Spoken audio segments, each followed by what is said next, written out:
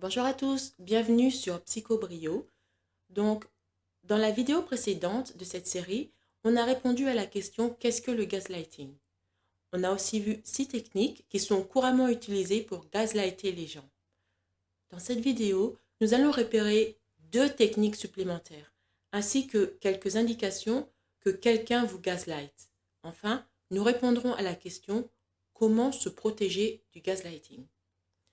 Avant de commencer, n'oubliez pas de vous abonner et aussi d'appuyer sur la touche qui vous permet d'enclencher la cloche de notification. Merci. Maintenant, voici 2 techniques supplémentaires qui peuvent être utilisées pour vous manipuler via le gaslighting.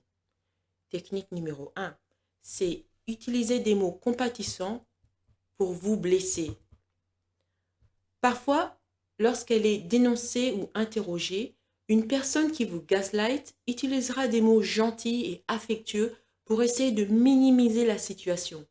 Cette personne pourrait dire quelque chose comme « Tu sais combien je t'aime, je ne te ferai jamais mal d'une manière exprès. »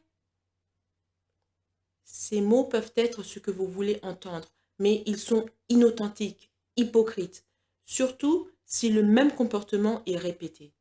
Cela dit, ils peuvent être juste suffisants pour vous convaincre de les laisser s'en tirer une fois de plus, ce qui permet à la personne d'échapper à la responsabilité ou aux conséquences de son comportement blessant. C'est souvent le cas dans les relations amoureuses. Prenons une fois de plus l'exemple de Guillaume et Emma. Après avoir donné naissance à son bébé, Emma avait pris du poids. Et Guillaume, qui regardait sa copine Emma, qui n'était plus aussi mince qu'elle avait l'habitude d'être, eh bien, il se disait, c'est pas vraiment ça que j'aimais il y a 9 mois. Donc, quand il y avait des sorties entre amis, euh, des fêtes et tout ça, il n'emmenait pas Emma. Alors un jour, Emma lui demande, mais pourquoi est-ce que tu m'emmènes jamais aux fêtes avec tes amis, aux sorties, etc. Alors Guillaume dit, oh mais je t'aime, mais tu sais que je sais que tu es fatigué, tu as donné naissance au bébé, tu dois te reposer, etc., etc. Mais Emma n'est pas stupide. Au fond, elle sait que Guillaume a honte de son apparence, qu'elle n'est plus le taille mannequin comme elle avait l'habitude d'être et qu'elle a pris un peu de poids. Donc, qu'est-ce que Guillaume avait fait? Il a gaslighté Emma. Plutôt que de lui dire la vérité, il a trouvé une autre excuse. Il lui a pas dit, je t'emmène pas avec moi parce que maintenant tu es grosse. Non. Il a dit, oh, tu as eu un bébé, tu es fatigué, il faut mieux que tu te reposes. Ça, c'est le gaslighting que quelqu'un fait pour vous blesser, mais il essaye de ne pas montrer qu'il vous blesse, mais il vous ment. Donc ça, c'était la technique numéro 1. Qu'est-ce que la technique numéro 2? C'est réinventer l'histoire. Une personne qui gaslight a tendance à raconter des histoires d'une manière qui est en sa faveur. Par exemple, Guillaume a poussé Emma contre le mur. Plus tard, il a déformé ce qui s'est passé et a dit qu'elle avait trébuché et qu'il a essayé de la stabiliser, ce qui a fait qu'elle est tombée contre le mur. Ainsi, Emma commence à douter de ses souvenirs, ce qui est exactement l'intention de Guillaume. Récapitulons ces 2 techniques. On sait désormais que le gaslighting peut inclure une gamme de tactiques, y compris mentir, distraire, minimiser, nier et blâmer. Lorsque vous avez affaire à quelqu'un qui utilise le gaslighting comme outil de manipulation, vous devez porter une attention particulière à ce qu'il fait et non pas à ce qu'il dit. Maintenant, on va voir 5 signes qui montrent que quelqu'un tente de vous manipuler par le biais du gaslighting. Signe numéro 1. Vous doutez de vos sentiments et de votre réalité. Vous essayez de vous convaincre que le traitement que vous recevez n'est pas si mauvais que cela et que vous êtes trop sensible. Signe numéro 2. Vous vous sentez seul et impuissant. Vous êtes convaincu que tout le monde autour de vous pense que vous êtes étrange, fou, instable, tout comme la personne qui vous gaslight dit que vous êtes étrange, fou, instable. Signe numéro 3. Vous craignez d'être trop sensible. la personne qui vous gaslight minimise les comportements ou les mots blessants en disant des choses telles que je plaisantais ou tu prends tout au sérieux ou encore faut pas en faire toute une montagne. Signe numéro 4. Vous vous remettez en question.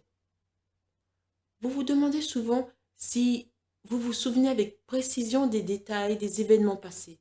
Vous avez peut-être même cessé d'essayer de partager ce dont vous vous souvenez de peur que ce soit faux. Votre vision de la réalité est ébranlée. Et enfin, signe numéro 5, vous vous demandez ce qui ne va pas chez vous. Vous vous demandez s'il y a quelque chose de fondamentalement mauvais chez vous. En d'autres termes, vous craignez de ne pas être bien mentalement. Si vous vous identifiez à l'un de ces signes de gaslighting, il est important que vous demandiez immédiatement l'aide d'un professionnel. Si rien n'est fait, le gaslighting peut avoir un impact important sur votre estime de soi et votre santé mentale, ainsi que votre vision de la réalité. Cet impact sera négatif. Maintenant, on va voir pourquoi certaines personnes utilisent le gaslighting. L'objectif typique du gaslighting n'est pas seulement la manipulation, mais aussi obtenir le pouvoir et le contrôle, généralement avec la coopération de la victime manipulée. Ce type de comportement appris est souvent enraciné dans la psychopathie ou un trouble de la personnalité tel que le narcissisme ou le trouble antisocial. Je parlerai plus en détail du trouble antisocial dans une autre vidéo. Comment vous protéger du gaslighting? Si vous faites l'expérience du gaslighting dans une relation, il y a 5 mesures que vous pouvez prendre pour vous protéger. Et cela inclut, point numéro 1, ne stressez pas. Il peut être utile de prendre du recul par rapport aux émotions intenses que le gaslighting peut susciter. Quitter physiquement la situation peut aider, mais vous pouvez également essayer d'utiliser certaines techniques de relaxation telles que la respiration profonde ou vous relaxer en écoutant de la musique douce, une promenade en forêt, etc.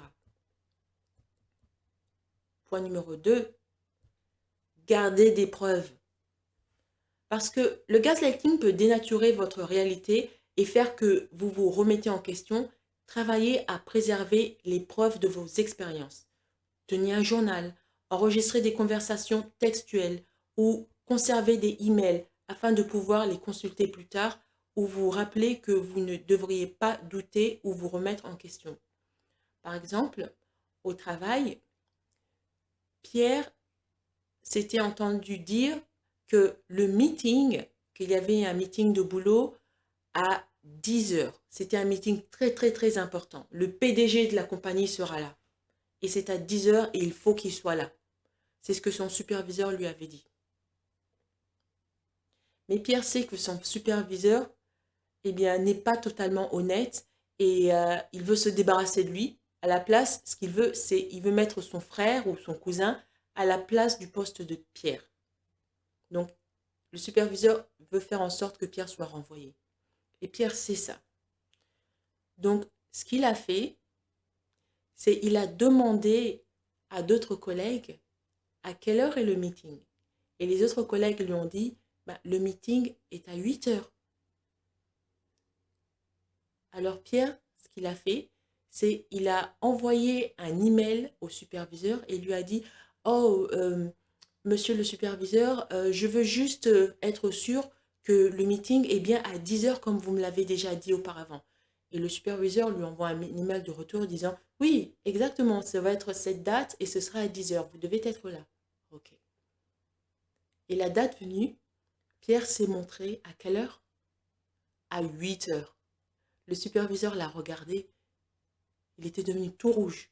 Oui, Pierre a gardé le email que le superviseur lui a envoyé, comme quoi que le meeting n'était pas à 8 heures mais à 10 heures. Et il s'en servira pour montrer plus tard si le superviseur essaie de le faire virer, pour montrer que le superviseur est malhonnête. Voilà. Donc, il a gardé des preuves. Il ne se fera pas gaslighter par le superviseur. Maintenant, Point numéro 3. Fixer des limites. Les limites indiquent aux autres ce que vous tolérez ou ne tolérez pas. Dites clairement que vous ne permettrez pas à l'autre personne de s'engager dans des actions telles que ridiculiser ou nier ce que vous avez à dire. Point numéro 4. Obtenez un point de vue extérieur. Parlez à un ami de confiance ou à un membre de votre famille de ce que vous vivez. Avoir le point de vue d'une personne objective peut aider à rendre la situation plus claire dans votre esprit. Et enfin, point numéro 5, mettez fin à la relation. Bien que cela puisse être difficile, mettre fin à la relation avec quelqu'un qui vous gaslight à plusieurs reprises est souvent le moyen le plus efficace de mettre fin à l'abus. Parfois, vous n'avez pas trop d'occasion de mettre fin à la relation. Vous devez faire ce qu'on appelle le grey rock, et je parlerai du grey rock dans une autre situation. Parfois, il y a des gens, c'est des cas de famille ou des cas de travail, c'est pas toujours facile. Enfin, si vous soupçonnez que vous souffrez de gaslighting, vous pouvez également trouver utile de parler à un professionnel de la santé mentale. Ce professionnel peut vous aider à en apprendre davantage sur la situation, à prendre du recul et à développer des stratégies d'adaptation qui peuvent vous aider à faire face à ce genre de comportement. Pour conclure, rappelez-vous que vous n'êtes pas à blâmer pour ce que vous vivez. La personne qui vous gaslight a fait le choix de ce comportement. Il ou elle est responsable de ce choix. Avec l'aide d'un professionnel de la santé mentale, vous pouvez apprendre à faire des choix sains et à fixer des limites pour votre bien-être.